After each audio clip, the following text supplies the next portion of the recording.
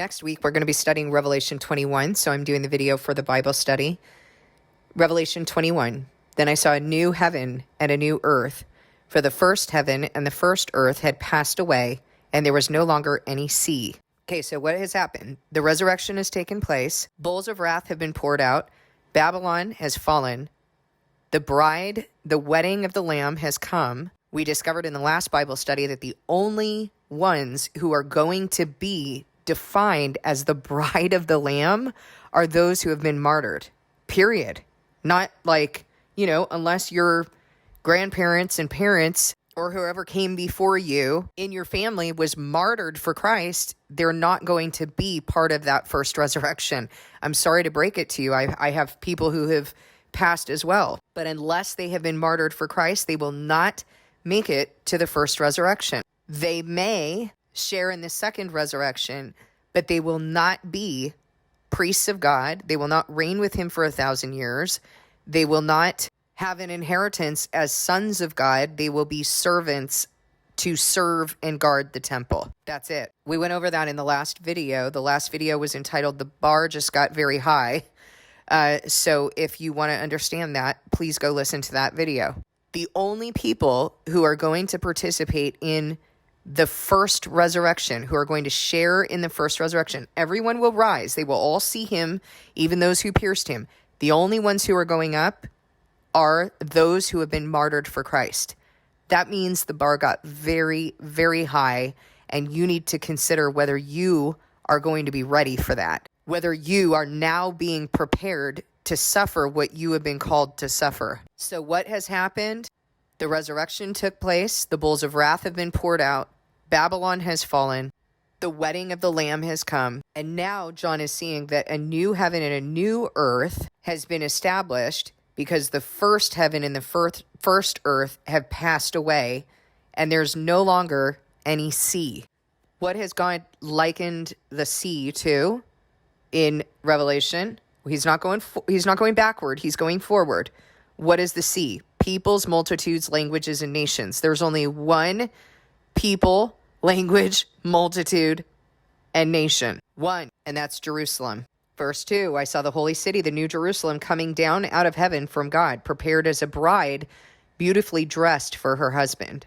And I heard a loud voice from the throne saying, look, God's dwelling place is now among the people, and he will dwell with them. They will be his people, and God himself will be with them and will be their God. He will wipe away every tear from their eyes. There will be no more death or mourning or crying or pain, for the old order of things has passed away. He who was seated on the throne said, I'm making everything new. Then he said, write this down, for these words are trustworthy and true. He said to me, it is done. I'm the Alpha and the Omega, the beginning and the end. To the thirsty I will give water without cost from the spring of the water of life. Those who are victorious will inherit all this, and I will be their God, and they will be my children. But the cowardly, the unbelieving, the vile, the murderers, the sexually immoral, those who practice magic arts, the idolaters, and all liars, they will be consigned to the fiery lake of burning sulfur. This is the second death. Okay, what have I told you what have I told you before in the word? God tells you what's going on. He shows John what's going on, and then he gives a warning. How do you do that with your children? Hey, so-and-so, this is what happens when you use drugs. This is what happened to so-and-so. Is he then saying, so go ahead and do those things and then take my warning? Or is he saying, take my warning now? So don't do those things. Again, God is making a warning. He's showing you, I'm making everything new. And then he said, write this down, for these words are trustworthy and true. He's about to give you an admonition. He said to me, it's done. I'm the Alpha and Omega, the beginning and the end. To the thirsty I will give water without cost. From the spring of the water of life, those who are victorious will inherit all this. Now, you know that he's speaking an admonition, because those who have been victorious are already there with him. They're in the new Jerusalem that's coming out of the sky as a bride beautifully dressed for her husband. So he is admonishing you and telling you, I've already warned you ahead of time. Now I'm giving you this admonition. Now you got to think about this. Am I one of the cowardly, the unbelieving, the vile, the murderers, the sexually immoral, those who practice magic arts, the idolaters and all liars? Idolaters and all liars. It seems like counterfeit Christianity like doesn't get that that's a big deal. Placing anything before God is idolatry. Anything that you have placed before God is idolatry. That is a big deal. Lying, I had someone lie to me, have had someone lie to me repeatedly, who came to work in ministry with me. I'm blown away. How do you sit and lie and think that you have any place in ministry? That is unbelievable to me. But it seems like people think that that's okay. Like just a little white lie or trying to avoid having to be exposed. That's insanity. If lies are still coming out of your mouth, that is a major problem. And you need to deal with the cowardice and pride that is causing you to continue to lie. You will not be saved doing that. It says it right here. They will be consigned to the fiery lake of burning sulfur. This is the second death. I mean, it blows me away that anyone who actually believes that they're in ministry with a servant of God, that they actually believe in who I am and what I'm doing for God, would think that they're going to get away with lying to me because I'm not the one who brought them into ministry. God did. Verse 9, one of the 7 angels who had the 7 bowls full of the 7 last plagues came to me and said, "Come, I will show you the bride, the wife of the Lamb." Now, let me ask you something. Wait a minute. Why is the angel here with the 7 bowls of the 7 last plagues? Why is it here right now? The timing is all messed up. Why? Because he's seeing a vision. And look at the language that's being used here. One of the 7 angels who had, not has, one of the 7 angels who had the 7 bowls full of the 7 last plagues came to me and said, okay, so the bowls have already been poured out. You've been reading Revelation with me. You've seen the timeline of how this is going down.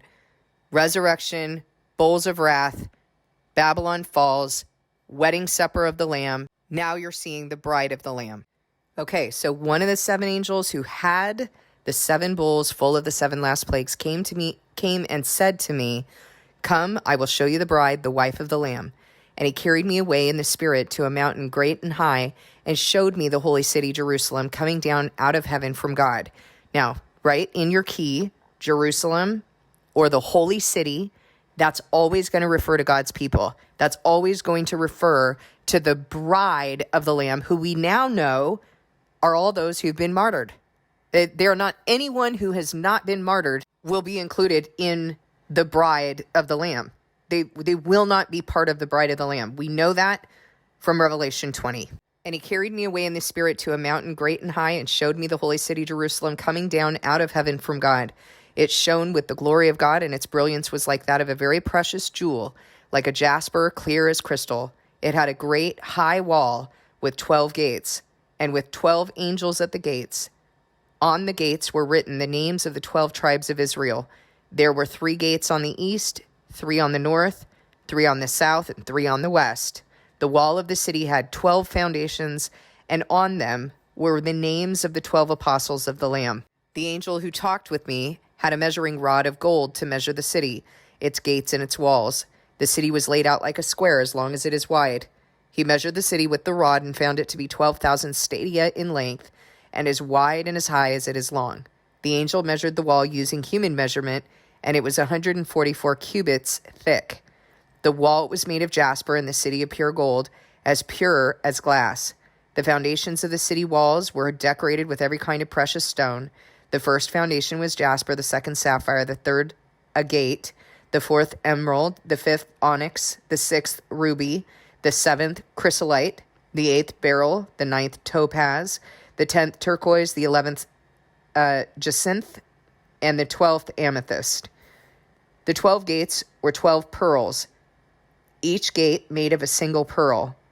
The great street of the city was gold, as pure as transparent glass.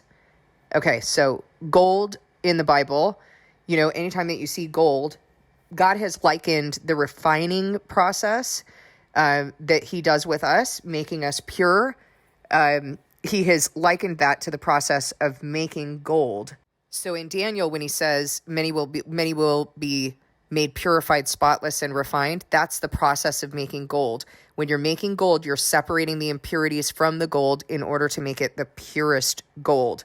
So he is describing something here that is pure as transparent glass. I mean, we don't have any gold. I've never seen gold that's pure as transparent glass, But he's making a point there, isn't he? So write that down in your key. We are going to be like gold. The multitude in white robes, that's who Daniel is talking about when he says, many will fall in order to be made spotless, purified, and refined. I did not see a temple in the city because the Lord God Almighty and the Lamb are its temple. The city does not need the sun or the moon to shine on it, for the glory of God gives it light, and the Lamb is its lamp. The nations will walk by its light, and the kings of the earth will bring their splendor to it. On no day will its gates ever be shut, for there will be no night there. The glory and honor of the nations will be brought into it. Nothing impure will ever enter it, nor will anyone who does what is shameful or deceitful, but only those whose names are written in the Lamb's book of life. That was pretty short, but I'm going to keep it short. I'm just going to have us discuss Revelation 21 this week because there's some symbolism in Revelation 22 that I want to sit with a little bit longer, and also because I want to leave some time for us to discuss this sort of bombshell that we came up with, or that we came up against last night in Bible study in Revelation 19 and Revelation 20 with regard to that bar being set so high. I want to be able to check in with you guys and see how you're doing with that, because it's pretty serious. If that's all that are going to make it into the kingdom, I mean, we've known that those who are living at this time, those who are the multitude in white robes, we've known that they're going to be martyred. But for me, this takes it up a notch because it actually makes it a requirement to die in Christ. It makes it a requirement to die for him in order to be adopted into sonship, in order to be the bride of Christ. That takes it up a whole notch. Like, that raised the bar.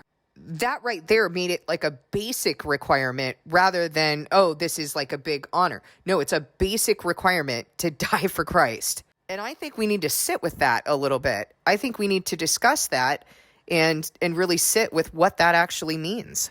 That when those two, sons came to Jesus and said, yes, I'm willing to drink of that cup. What are we saying? First of all, what are we understanding? And also, why did Jesus say that?